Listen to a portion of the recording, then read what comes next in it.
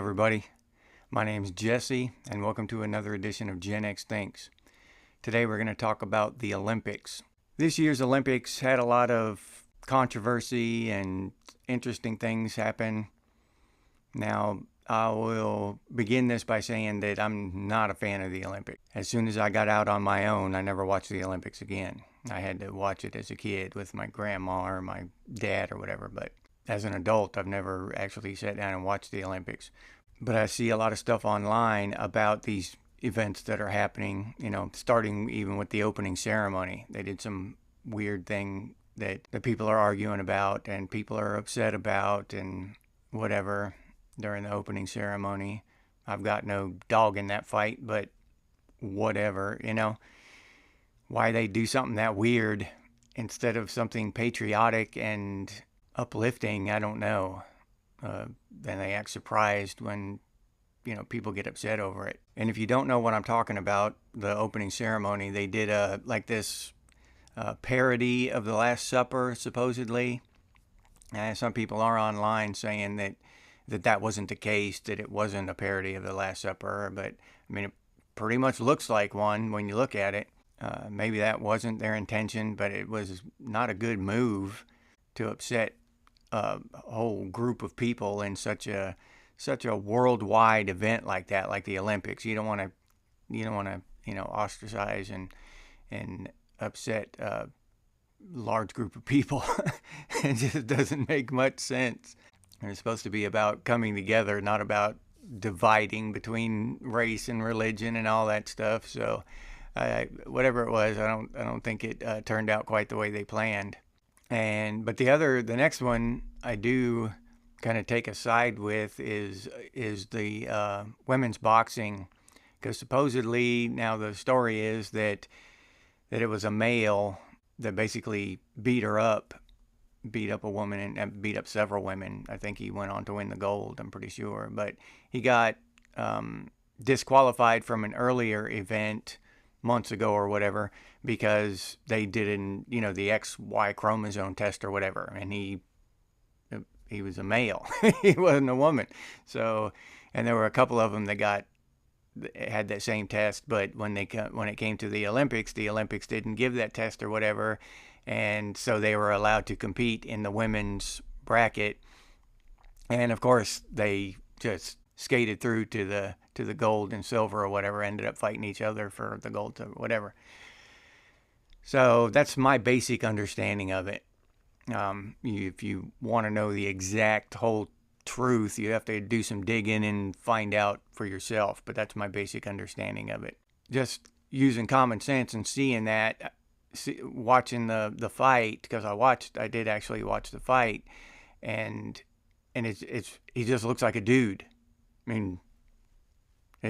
No woman I've ever seen look like that before. He looks like a dude, and he's in there and he's punching women. So that's just not something I want to watch. If they want to, I'm not on the Olympics committee of, testing or whatever, so I've got no say in it. But even though I did watch it, just to out of curiosity, I won't ever watch it again. A lot of faithful people who watch the Olympics every year, that might have turned them off, and they definitely lost some viewership there, I believe. And you see the stats and everything. The Olympics is down 50% of their viewership, but I take all that stuff with a grain of salt. I take the whole thing. Because there's a big argument whether he's a male or a female. I take it all with a grain of salt. But my common sense tells me that, plus they were complaining about him failing the XY chromosome test before he ever got in the ring with anybody in the Olympics. That's the first thing I saw, was this guy is going to compete in the Olympics and he failed the chromosome test. It's a biological male and all this. That is pretty far gone when you got men in there just basically beating up women for gold medals in the Olympics. I don't know. That's just me, maybe. Maybe I'm a weird one. Please put down your thoughts on it down below. That and the opening ceremony. Tell me what you thought of these things. I know as Gen X, we're not hardcore, old school, tight ass, right wing, old school. That's just not us. We've got some liberal ideas and some conservative ideas, and we're kind of in the middle there where most of the population is. You know, we feel strongly about one political talking point, and we might feel strongly about another political talking point on the other side. So that's how I am, and I believe from talking to everybody, that's how most people are. Having said that, there's right and wrong, you know? I mean, I know for a fact that men have denser muscle tissue and denser bones. We're stronger than women are. Just because biologically, that's how we evolved.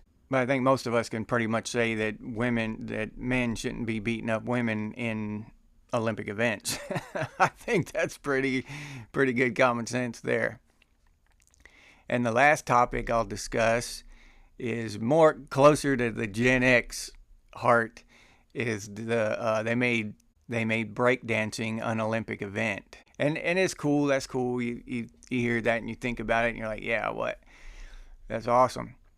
But when you watch a few of the breakdancers, one really sticks out, and it's a lady named Rachel Gunn from Australia, and what she did was not even breakdancing, not even by a stretch of the imagination.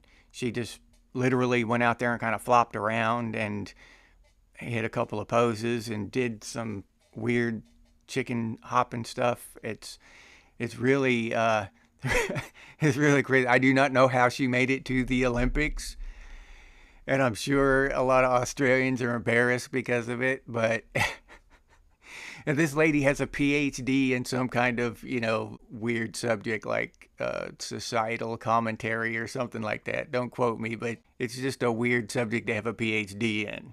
Like, what are you doing? That's not going to make a whole lot of money. I appreciate her trying, but but it just doesn't make sense to me that, that you send someone with absolutely obviously no skills to the Olympics for your country to represent your country just because. I mean, from what I saw on there, the judges gave her 0 points. It's not like she got a 8 out of 10 or something, or even a 5 out of 10. She got 0 out of 10. Or I don't know how they score it, 0 out of 5, whatever it was. She got 0. They didn't give her a single point. That's how bad she was. That was just kind of funny for watching her flop around like that on national television, and the look on her face. She thought she was nailing it, but that's crazy. Now, I did watch a couple more of the breakdancers compete just because I wanted to see how well they were going to do, versus what we were doing in the 80s. And I've got to admit, some of them did pretty good. Our people that were doing it in the 80s, just, teenagers doing it on the street, would have taken a medal easy, hands down, would have taken a medal. They just weren't, the Olympians just weren't way high above there like I thought they would be as far as skill and their routine and everything. I thought this was going to be the most awesome breakdancing I've ever seen, but it wasn't. It was just, any kid from the 80s who was good at it could have come in and taken a medal easily. Now, me and my friends practiced that stuff all the time. We never got really good at it, but we practiced it all the time, laying on the floor and trying to do those spins and stuff. We try to do all that stuff, like balance yourself on one hand on your elbow like that. Yeah, all that. We tried all that stuff. We thought we were going to be professional breakdancers, I guess, but it was fun. And so that breakdancing thing kind of, is close to my heart because it's a lot of nostalgia for me when I see people breakdancing, because I remember being in junior high and me and my buddies trying to breakdance. And if you feel that way too, that nostalgic thing for breakdancing, then please drop that down in the comments too. Drop your thoughts down there. And I'll leave you there with that. If you'd like to support the channel, you can do so by clicking on the thanks button down below, or you can do so by buying me a cup of coffee. I'll put that link down in the description. If you're interested in Gen X gear, you can hop over to Redbubble. We've got some pretty cool Gen X themed stuff over there and Gen X Thinks stuff over there. You can go over there and check that out. I'll put that link down in the description as well. If you don't want to or you can't support the channel in any of those ways, you can always do so by sharing these videos on your social media. That really helps a lot and I appreciate it. Thank you. If you have any ideas for future episodes of Gen X Thinks, please put those down in the comments or you can email me. That email address is on the channel page. Thanks in advance for that. I really enjoy making user-inspired videos. And as always, stay frosty, Gen X, and I'll see you on the next one.